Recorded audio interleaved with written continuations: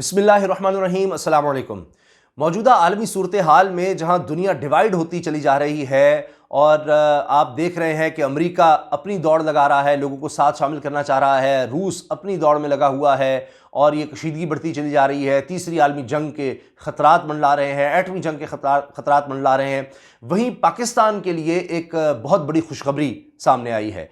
Saudi अरब और पाकिस्तान के दरमियान ताल्लुकात गहरे होते चले जा रहे हैं और अजीब बात यह है कि इसमें दोनों की तरफ से जो अमेरिका से दूरी है या अमेरिका जिस तरह का रवैया अपना रहा है दोनों के खिलाफ, उसकी वजह से भी सऊदी अरब और पाकिस्तान मजीद करीब आ रहे हैं।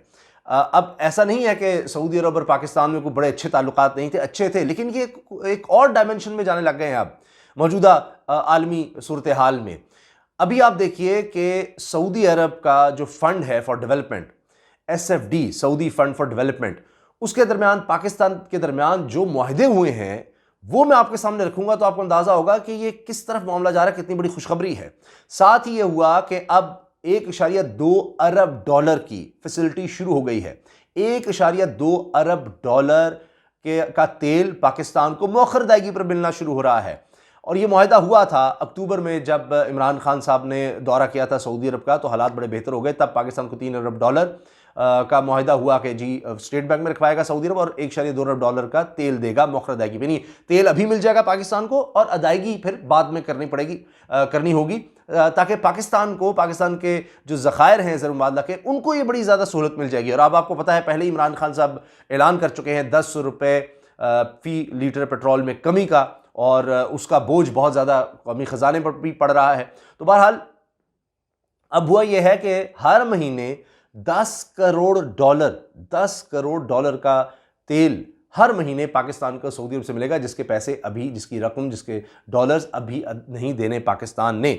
और ये तीसरा हफ्ता बताया जा रहा है, मार्च का तीसरा हफ्ता है कि जो जहाज़ है तेल वाला वो पाकिस्तान पहुंच जाएगा। तो ये एक बहुत बड़ी बात है। इसके अलावा जो दीगर मुआहदे हैं जिनके हवाले से पहले बात हुई थी, साइंस वगैरह हुए थे, उनके हवालों से भी मीटिंग हो गई है कि कहां कहां कितना काम हो रहा है, इसको किस तरह से तेज करना है, इस बारे में बात हुई है। आप अंदाजा लगाएं, इससे संजीदगी नजर आ रही है।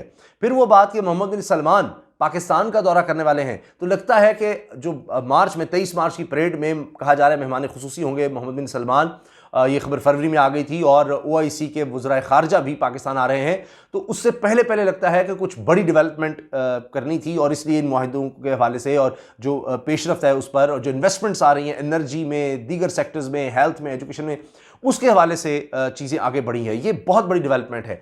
और एक और बात इसी तनाजुन में जो बड़ी अहम है वो है कि मोहम्मद बिन सलमान ने भी अब आंखें दिखाना शुरू कर दी हैं अमेरिका को।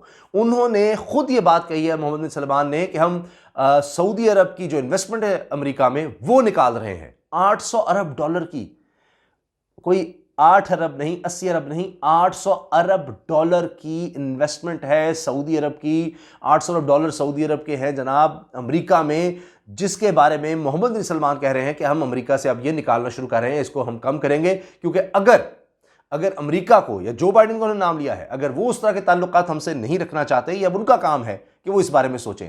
अब देखिए, ना तो जो बाइडेन ने मोहम्मद बिन सलमान को कोई कॉल की, ना ही इमरान खान साहब को, वज़ीर आज़म पाकिस्तान को। तो ये जो बाइडेन से जो ताल्लुकात की खराबी है, ये भी दोनों मुल्कों को करीब ला रही है।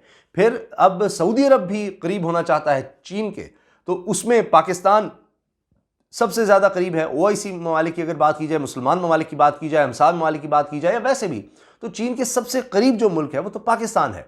तो इस लिहाज से एक पॉलिसी शिफ्ट भी नज़र आ रहा है ये मौजूदा जो सूरत हाल है इसमें।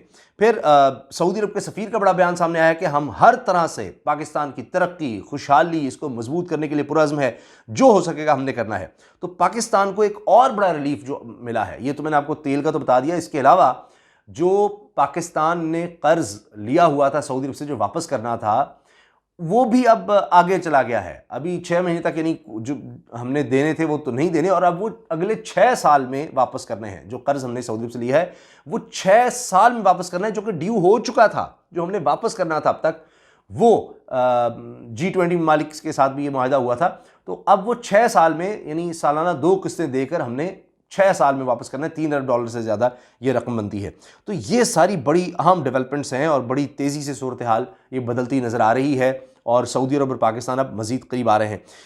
और भी बहुत सी डिटेल्स हैं, लेकिन मैं आपके सामने असल में सिर्फ वो बातें रखना चाह रहा हूँ जो अभी हाल ही में एक डेलीगेशन आया सऊदी अरब का, जिस तरह मैंने बताया कि सऊदी फंड फॉर डेवलपमेंट, उनके अहदेदार आए और सऊदी अरब के पाकिस्तान में सफ़ीर, उनके साथ और पाकिस्तान के दरमियान जो मुआहदे हुए हैं उनके हवाले से कहाँ कहाँ इन्वेस्टमेंट की बात हुई है, मेरे सामने पूरी तफसील है कि जी ये 13 जो ऑनगोइंग प्रोजेक्ट्स हैं पाकिस्तान, उनमें इन्वेस्टमेंट की और उसमें जो डेवलपमेंट प्रोजेक्ट्स हैं उनकी बात हुई है। ये है जनाब रिन्यूएबल एनर्जी के प्रोजेक्ट्स हैं, हेल्थ, एजुकेशन, इंफ्रास्ट्रक्चर और हाउसिंग के हैं। फिर इसमें रिव्यू किया गया कि जी कहाँ तक चीज़ें पहुँची हैं, और इसमें construction of tunnels on Chela Bandi road, Azad Jammu Kashmir, construction infrastructure in Malakand region है जी। फिर इसके अलावा Golen Gol hydro power project है, और फिर livelihood restoration Balochistan, construction of home economics college and King Salman bin Abdul Aziz hospital in Islamabad, ये डिस्कस हुआ। फिर इनको बड़ी करीब से मॉनिटर करने की बात हुई कि हमने बड़ा ध्यान रखना है प्रोजेक्ट से, इनको जल्दी बढ़ाना है। फिर इसके अलावा क्या बात हुई है कि सऊदी फंड फॉर डेवलपमेंट जो है उसने फाइनेंस करना है, वो फाइनेंस करेगा, रकम फराहम करेगा किस किस प्रोजेक्ट के लिए, ये बात भी बताई गई है।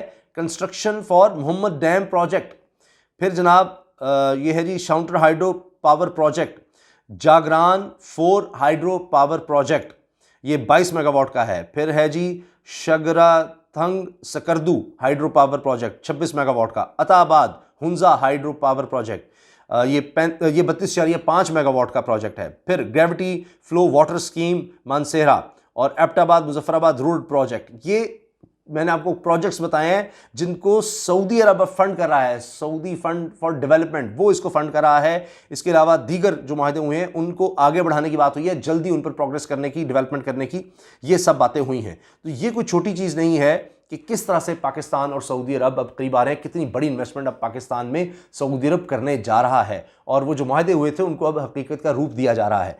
ये एक तेज़ी नज़र आ रही है।